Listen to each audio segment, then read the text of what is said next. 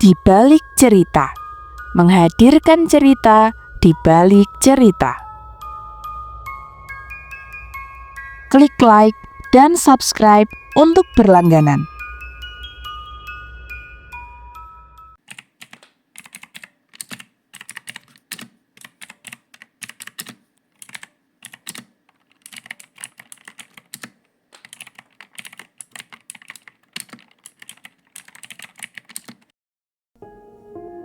Berjumpa kembali dalam Di Balik Cerita. Kali ini, Di Balik Cerita akan menyajikan sebuah peristiwa yang berjudul Azab Tukang Gibah. Dalam kehidupan sehari-hari, kita sangat dekat dengan kebiasaan gibah. Tidak sedikit orang yang punya hobi untuk menggibah. Bahkan, ada orang yang menggosipkan orang lain tanpa ada fakta dan bukti nyata.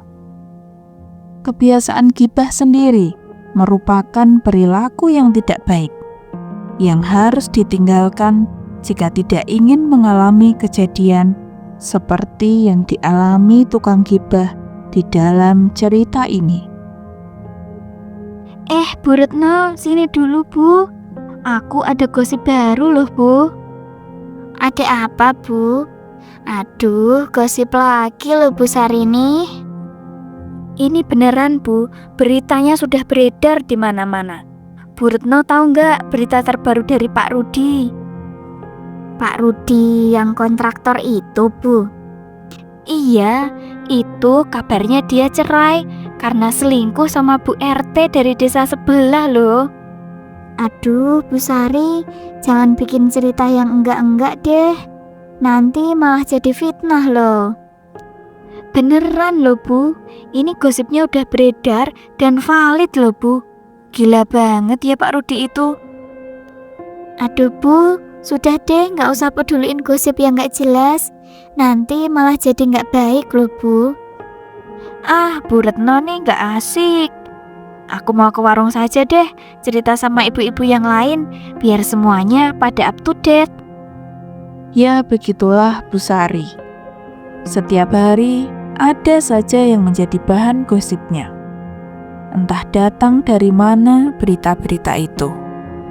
Terkadang, bahkan cuma cerita bikinan Bu Sari sendiri yang dibagikan. Tidak jarang ada orang yang menjadi bahan gosip tiba-tiba melabrak ke rumah Bu Sari karena tidak terima dengan omongan-omongannya.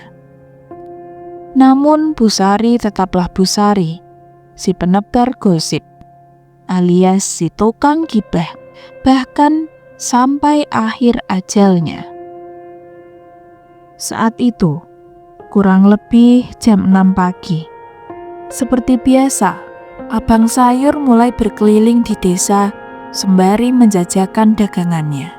Sayur-sayur, ayo Bu, masak sayur Bu, sayur-sayur. Begitulah panggilan si abang sayur untuk mengumpulkan para ibu-ibu di desa. Seketika, dengan teriakan abang sayur itu, Bu Sari dan para ibu-ibu lain mulai perlahan berkumpul untuk membeli stok pangan mereka.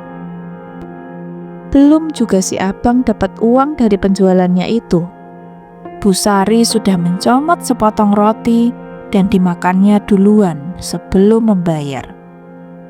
Dengan roti yang masih ia kunyah, Bu Sari mencoba memulai aktivitas rutinnya dengan mengajak gibah. Ibu-ibu sudah dengar kabar terbaru belum Bu? Ada gosip yang masih hangat loh Bu. Gosip apa toh Bu? Setiap hari kok ya ada saja yang menjadi bahan gosip. Dapat dari mana toh beritanya? Ini tuh gosip bukan sembarang gosip Bang, tapi sudah info A1 Bang. Memangnya ada info apa Bu Sari? Awas loh kalau cuma bikin-bikin saja. Itu loh Bu, anaknya Pak RT, si Budi yang masih SMA itu. Katanya habis menghamili anak orang, sampai diaborsi loh Bu. Hus, Kata siapa Bu Sari ini? Jangan ngawur toh Bu. Nanti kalau Pak RT denger repot loh. Beneran Bang, nggak percaya loh. Saya mah pasti bener. Sudah, jangan sembarangan Bu menyebar gosip. Nanti jatuhnya malah fitnah loh kalau nggak bener. Bener ya Bu, ini tuh udah bener. Belum selesai Bu Sari bercerita tentang gosip barunya itu, tiba-tiba saja ia tersedak potongan roti yang masih dikunyahnya. Awalnya, ibu-ibu lain dan tukang sayur itu hanya tertawa kecil, menganggapnya sepele karena asal gosip sampai tersedak. Namun, ternyata sampai disitulah akhir gosip dari Bu Sari. Karena dalam sesaat setelah Bu Sari tersedak, tiba-tiba saja ia tidak bisa bernafas hingga benar-benar pingsan. Para warga pun kemudian baru mulai panik dan membawa Bu Sari segera ke rumah sakit. Namun sayangnya, Bu Sari ternyata sudah mengembuskan nafas terakhirnya pada berita gosip yang ia tebar saat memakan roti tadi. Semua warga yang mengetahui hal itu tentu sangat syok. Namun mau bagaimana lagi? Namanya aja tidak ada yang pernah tahu kapan, di mana, dan saat sedang apa ia akan dijemput. Semua pun saling bergotong royong untuk mengurus pemakaman Bu Sari dengan baik. Semua keluarga besar juga ikut serta, hingga acara selesai dengan lancar dan tidak ada kendala sedikit pun. Selepas kematian Bu Sari, setiap malam selalu diadakan tahlilan seperti biasa. Hingga tiba di hari ke-7, para warga mulai menyadari bahwa tanpa kehadiran Bu Sari, desa menjadi lebih sepi karena tidak ada yang menebar gosip di mana-mana. Rasanya tenang, namun aneh. Mereka pun ikut mendoakan untuk ketenangan Bu Sari di alam kubur. Namun sayangnya, tepat di malam ke-7 selepas tahlilan waktu itu, ada hal mengejutkan yang dialami oleh warga desa. Kejadian berawal dari 2 warga yang sedang meronda di kampungnya. 2 warga tersebut bernama Tono dan Wawan. Mereka berjaga terpisah secara bergantian, yaitu Kang Wawan yang bertugas untuk keliling desa dan Tono bertugas untuk menjaga di pos ronda. Kang Wawan pun mulai berkeliling kampung meninggalkan Tono di pos ronda. Lalu, saat Kang Wawan melewati makam desa, dia melihat ada orang yang sedang duduk tidak jauh dari balik bangunan makam itu.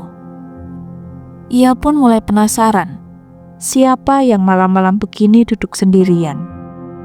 Ketika didekatinya, betapa terkejutnya Kang Wawan. Ternyata orang tersebut merupakan Bu Sari. Ia terduduk di sebuah kursi dengan rambut terurai dan raut wajah yang mengerikan. Seakan Bu Sari ingin mengatakan sesuatu dengan Kang Wawan.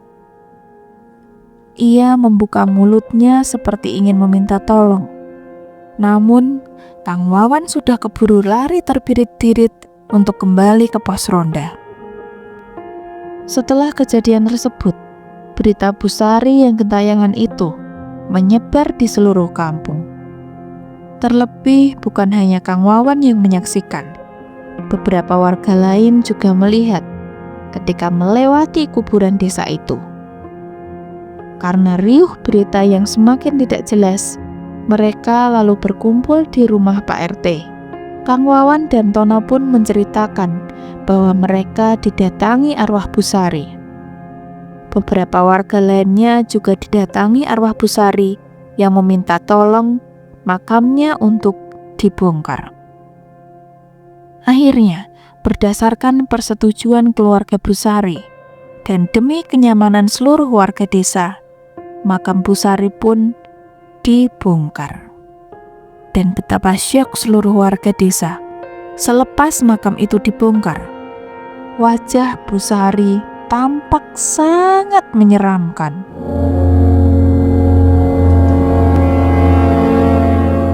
Matanya melotot dengan warna merah, serta mulutnya yang menganga lebar dipenuhi darah dan luka-luka seperti disobek-sobek.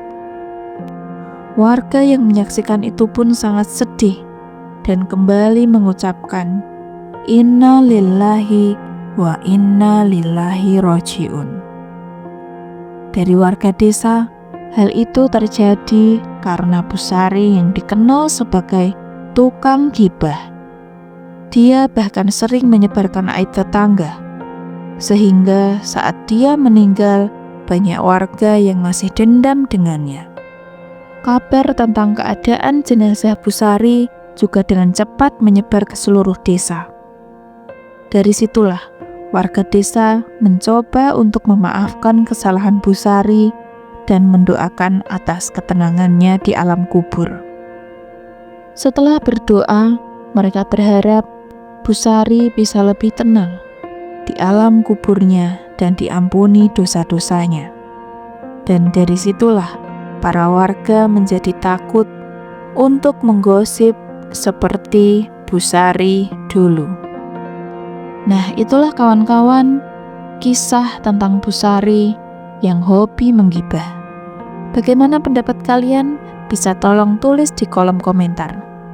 Dan sebelum video ini berakhir, pastikan kalian sudah menekan tombol like dan tombol subscribe agar kita masih bisa terus bercerita pada konten-konten yang berikutnya.